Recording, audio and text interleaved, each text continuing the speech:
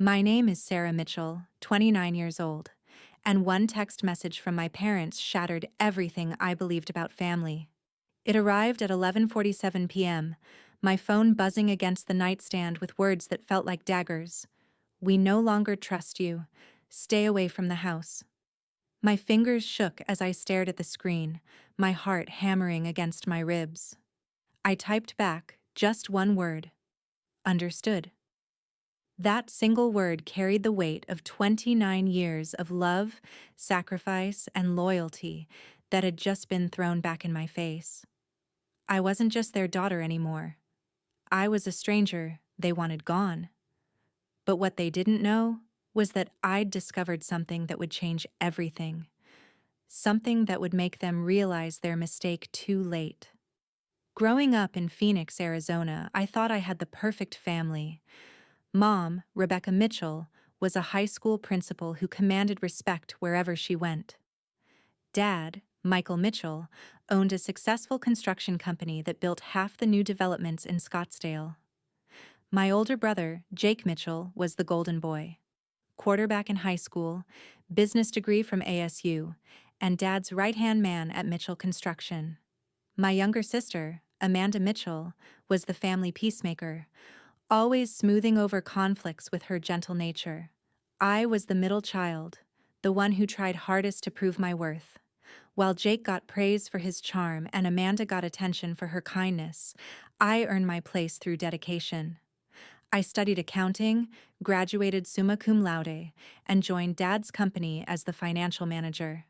For 5 years, I poured my heart into Mitchell Construction, making sure every dollar was accounted for, every project stayed profitable.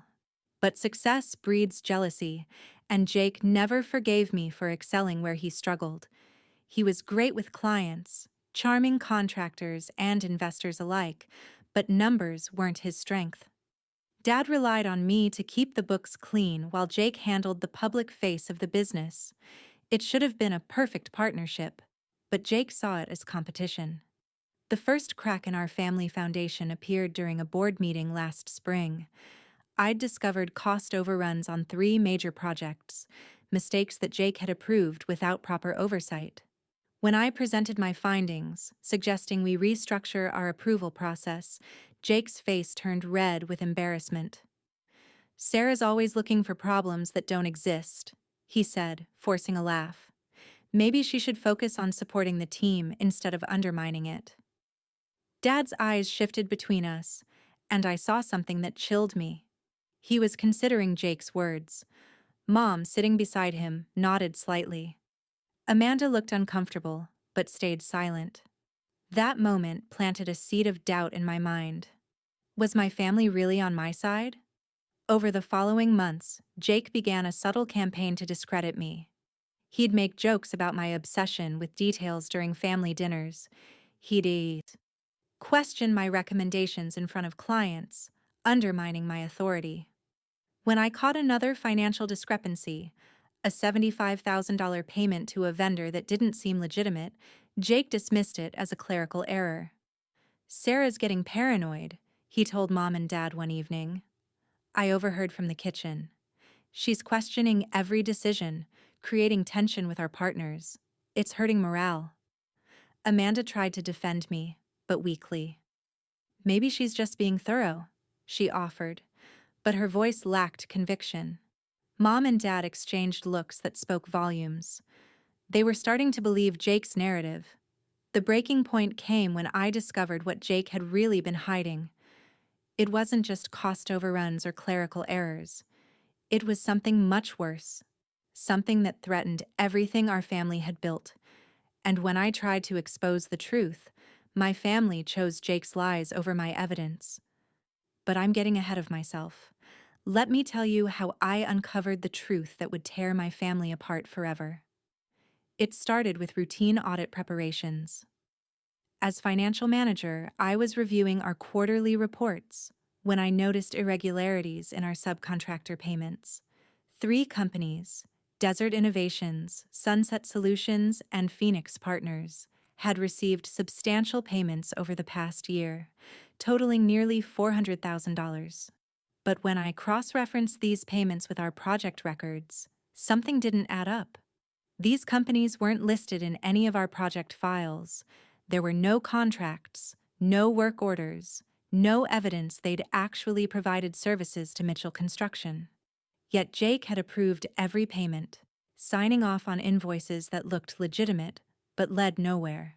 I spent late nights at the office, digging deeper into our financial records. What I found made my stomach turn. Desert Innovations, Sunset Solutions, and Phoenix Partners were shell companies. Fake businesses set up to funnel money out of Mitchell Construction. The payments weren't for legitimate services. They were theft, plain and simple.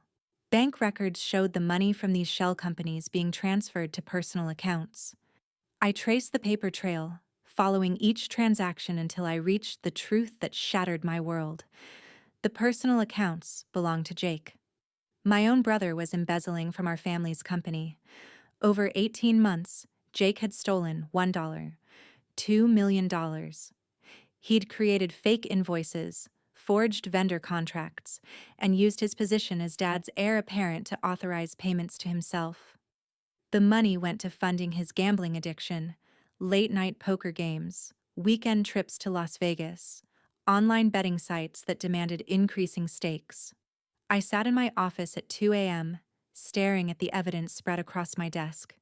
Bank statements, wire transfer records, fake contracts with Jake's signature. It was all there. My brother, the golden child who could do no wrong, was a criminal. And I was the only one who knew. Part of me wanted to confront Jake directly, to give him a chance to explain or make things right. But I knew better. Jake had already shown he was willing to throw me under the bus to protect himself. If I approached him first, he'd find a way to twist the truth, to make me look like the villain. Instead, I documented everything. I made copies of bank records, photographed forged contracts, and compiled a comprehensive report detailing Jake's embezzlement. I saved everything to an encrypted drive, knowing I might need evidence to protect myself. The next step was the hardest decision of my life. I had to tell my parents that their golden boy was a thief. I scheduled a family meeting for the following Sunday, asking everyone to come to Mom and Dad's house for an important discussion about the company's future. I walked into that meeting with my evidence folder, believing that truth would prevail. I was so naive. I thought my parents would be grateful that I'd discovered Jake's crimes before they destroyed Mitchell Construction. Instead, I walked into an ambush. Sarah's been acting erratically for months, Jake had told them before I arrived. She's been questioning legitimate business expenses, creating problems with our vendors. I think the stress is getting to her. When I presented my evidence, the shell companies, the fake invoices, the bank transfers, Jake was ready with his counterattack. He painted me as a disgruntled employee who'd fabricated evidence to frame him. He claimed I was jealous of his success, resentful that Dad trusted him with major decisions. "Look at these so-called fake companies," Jake said, his voice dripping with false concern. "Sarah's been obsessing over normal subcontractor relationships. She's seeing conspiracies where none exist." Dad studied the documents I'd prepared, his face grave. But instead of anger at Jake's betrayal, I saw suspicion directed at me. "Sarah, these are serious accusations. Are you absolutely certain about this?" "Dad, I've triple-checked everything. Jake's been stealing from us for over a year." Mom shook her head, her voice disappointed. "Sarah, honey, you've been under a lot of stress lately. Maybe you're misinterpreting what you're seeing." Amanda tried to mediate, as always. "Maybe there's an explanation we're not seeing. Jake, can you clarify these transactions?" Jake's explanation was smooth, practiced. He claimed the shell companies were legitimate subcontractors he'd hired for specialized work. He said the bank transfers were reimbursements for expenses he'd covered personally. He had an answer for everything, and my parents wanted to believe him. "Sarah's always been jealous of my relationship with Dad," Jake said, delivering the killing blow. She's trying to undermine me because she can't accept that I'm being groomed to take over the company. The room fell silent. I looked around at my family, the people who should have known me better than anyone, and saw doubt in their eyes. They were choosing Jake's lies over my evidence, his manipulation over my truth. I think Sarah needs to take some time off, Dad said finally. Maybe some distance will help her gain perspective. I felt the walls closing in. You're not listening to me. Jake is stealing from us. These documents prove it. The only thing these documents prove is that you're struggling with reality, Mom said, her voice cold. We're worried about you, Sarah. This obsession isn't healthy. Amanda reached for my hand, but I pulled away. I'm sorry, Sarah. Maybe you should talk to someone professional. Get some help. I gathered my evidence, my hands trembling with rage and heartbreak. They'd made their choice. Jake's charm and manipulation had won over my facts and logic. I was the problem, not the brother who'd stolen over $1 million from our family business. If you won't listen to reason, I can't stay here, I said, standing to leave. Dad's voice followed me to the door. Sarah, if you can't support this family, maybe you don't belong in the company. I walked out of that house knowing I'd lost everything, my job, my family, my place in the world. But I still had the truth, and I wasn't done fighting. That night, sitting alone in my apartment, I made a decision that would change everything. If my family wouldn't listen to me, maybe the authorities would. I contacted the Arizona Department of Revenue and filed a report detailing Jake's embezzlement. I provided copies of all my evidence, bank records, fake contracts, wire transfer documentation. 3 days later, my phone buzzed with that devastating text from my parents. We no longer trust you. Stay away from the house. They'd closed ranks around Jake, completely cutting me out of their lives. When I typed back, understood, I meant it. I understood that my family had chosen lies over truth, and there was no going back. But what they didn't understand was that I'd already set wheels in motion that couldn't be stopped. The investigation I'd triggered was just beginning, and Jake's house of cards was about to come crashing down. 2 weeks after that text, Detective Maria Rodriguez from the Phoenix Police Department called me. The Financial Crimes Unit had reviewed my evidence and opened a formal investigation into Mitchell Construction. They needed my cooperation to build their case against Jake. Ms. Mitchell, your documentation is incredibly thorough, Detective Rodriguez said during our first meeting. It's clear you've uncovered a sophisticated embezzlement scheme. We'll need you to testify about your findings. I agreed without hesitation. My family had abandoned me, but I wouldn't abandon the truth. Over the following months, I worked closely with investigators, helping them trace Jake's financial crimes and understand the scope of his theft. The investigation revealed even more than I'd initially discovered. Jake hadn't just stolen $1, $2 million. The total was closer to $3 million when they uncovered additional shell companies and hidden accounts.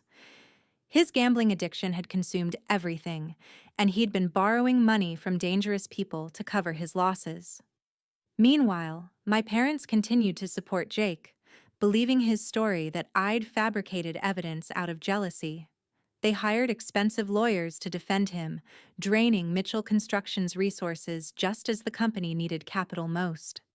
Several major clients, hearing rumors about the investigation, canceled contracts and moved their business elsewhere. Amanda tried to reach out to me several times, leaving voicemails asking me to reconsider my accusations against Jake. She begged me to think about what I was doing to the family, to consider the damage my lies were causing. Each message broke my heart a little more, but I couldn't back down from the truth. Mom sent me a letter, handwritten on her principal's letterhead, asking me to withdraw my complaint against Jake. You're destroying our family over a misunderstanding, she wrote. Jake made some mistakes, but he's learning from them. Please find it in your heart to forgive and move forward. But this wasn't about forgiveness. It was about accountability. Jake hadn't made mistakes. He'd committed crimes. And my family's refusal to acknowledge that truth was enabling his behavior. The breaking point came 6 months after I'd filed my report. Federal agents arrested Jake at the Mitchell construction offices, leading him away in handcuffs as employees and clients watched in shock. The charges included wire fraud, money laundering, and embezzlement, felonies that could send him to prison for decades. That evening, Dad called me for the first time since the investigation began. His voice was broken, aged beyond his years. "Sarah, they arrested Jake today.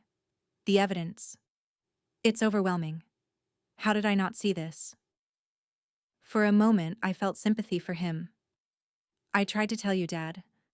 I showed you the evidence months ago." "I know," he whispered. "I was so wrong." Jake confessed everything to his lawyer. The gambling, the fake companies, all of it. "Can you ever forgive me?" But forgiveness felt premature. "Dad, you chose to believe Jake's lies over my truth. You cut me out of the family to protect him. That hurt more than anything he stole." The conversation ended with promises to work things out and rebuild our relationship, but the damage felt irreparable. Trust, once broken so completely, couldn't be glued back together with apologies. Jake pleaded guilty to all charges, accepting a plea deal that sentenced him to 8 years in federal prison. He was ordered to pay full restitution, $2, $3 million plus interest and penalties. But the money was gone, spent on gambling debts and lawyer fees, leaving Mitchell Construction on the brink of bankruptcy. Mom and Dad lost their house, forced to sell to pay legal bills and keep the company afloat. The business that Dad had built over 30 years was reduced to a skeleton crew, taking whatever small projects they could find. The Mitchell name, once respected in Phoenix construction circles, became synonymous with scandal and betrayal. Amanda, caught in the middle of our family's collapse, struggled with depression and guilt. She blamed herself for not supporting me earlier, for choosing to believe Jake's lies instead of investigating my claims. Her marriage suffered under the stress, and she eventually moved across the country to start fresh. Through it all, I maintained my distance. I'd found a new job with a forensic accounting firm, specializing in corporate fraud investigation.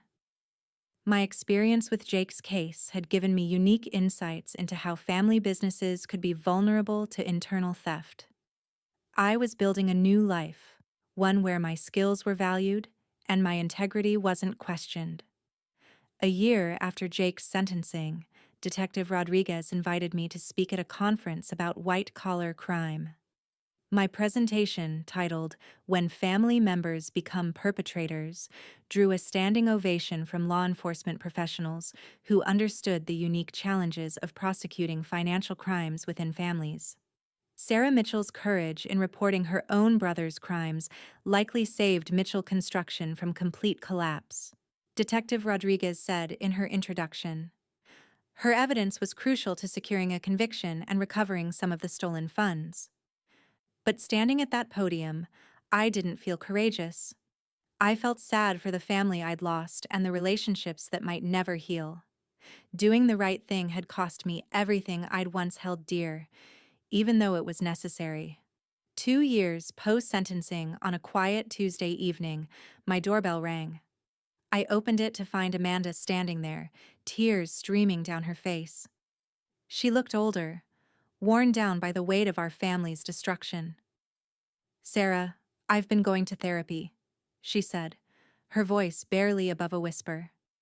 "I understand now how wrong we were, how I failed you when you needed support most." We sat in my living room, two sisters trying to bridge a canyon of hurt and betrayal. Amanda told me about her guilt, her marriage counseling, her slow realization that I'd been the only one telling the truth from the beginning. "Mom and Dad want to see you," she said. "They're ready to listen now, to hear what you went through. Jake's therapist says he wants to apologize, to take full responsibility for what he did to the family." I listened to her words, feeling a mix of validation and exhaustion. Amanda, I appreciate you coming here, but apologies don't erase what happened. They chose Jake over me, lies over truth. That's not something I can just forget. I know, she said, reaching for my hand. But maybe we can start somewhere. Maybe forgiveness doesn't mean forgetting, but it means not letting the past define our future. Her words stayed with me long after she left, Forgiveness was complicated when the people who'd hurt you were family, when their betrayal cut deeper than any strangers could. But holding on to anger was poisoning my own happiness, preventing me from fully embracing the new life I'd built. 3 months later, I agreed to meet with my parents at a neutral location, a quiet restaurant where we could talk without the ghosts of our shared history hanging over us. Dad looked older, his hair completely gray, his confident bearing replaced by humility. Mom seemed smaller somehow, diminished by the weight of her mistakes. Sarah, I don't expect you to forgive us, Dad began, his voice cracking with emotion. But I need you to know how sorry I am. I should have listened to you. I should have investigated your evidence instead of dismissing it. Mom nodded, tears flowing freely. We failed you as parents. We let Jake manipulate us, and we turned our backs on the daughter who was trying to save us. There's no excuse for that. Their apologies felt genuine, born from real understanding of their mistakes, rather than a desire to simply restore family peace. But forgiveness was a process, not a moment, and I wasn't ready to pretend everything could go back to how it was before. I appreciate you saying that, I told them, but trust takes time to rebuild. You'll have to show me through your actions, not just your words. We agreed to take things slowly, occasional phone calls, maybe holiday visits once I felt ready. It wasn't the fairy tale reconciliation that Amanda had hoped for, but it was a beginning. Jake, meanwhile, was serving his sentence at a federal prison in Arizona. He'd written me several letters apologizing for his crimes and asking for forgiveness, but I wasn't ready to read them yet. Maybe someday I'd be able to face the brother who'd nearly destroyed our family, but that day was still far in the future. The lesson I learned from this ordeal goes beyond family loyalty or corporate fraud. It's about the courage to stand up for truth, even when it costs you everything you hold dear. My family taught me that love without accountability isn't really love at all. It's enabling behavior that ultimately destroys everyone involved. Today, I'm proud of the life I've built from the ashes of my family's collapse. My work in forensic accounting has helped dozens of companies recover from internal fraud, and I've testified in cases that sent white-collar criminals to prison. I've found purpose in protecting others from the kind of betrayal I experienced. The Mitchell family name may be tarnished in Phoenix business circles, but I've reclaimed it in my own way. I'm Sarah Mitchell, the woman who chose truth over loyalty, justice over family harmony. That choice came with tremendous personal cost, but it also gave me something invaluable, the knowledge that I can trust myself to do what's right, even when everyone else is doing what's convenient. To anyone listening who might face a similar choice, I want you to know this. Standing up for truth is never easy, especially when it means standing against family. But integrity isn't negotiable. Your principles are worth more than anyone's approval, even the people you love most. When my parents texted, "We no longer trust you," and I replied, "Understood," I meant that I understood their choice to value comfort over courage. But I also understood my own worth, my own moral compass, my own responsibility to do what was right, regardless of the consequences. That understanding saved me, even as it cost me my family for a time. And in the end, it was the foundation on which I built a life I could be proud of. A life where trust is earned through actions, where love is expressed through accountability, and where the truth matters more than keeping the peace. If you're facing your own moment of truth, remember this. You can survive losing people who don't value your integrity. You cannot survive losing your integrity to keep people who don't deserve it. Choose truth. Choose courage. Choose yourself. The cost may be higher than you imagined, but the price of silence is always higher still. And sometimes, just sometimes, the people who matter most will find their way back to you when they're ready to face the truth themselves. Thank you for listening to my story. If it resonated with you, please share your thoughts in the comments and subscribe for more stories of courage, truth, and resilience. Remember, your integrity is your most valuable possession. Protect it at all costs.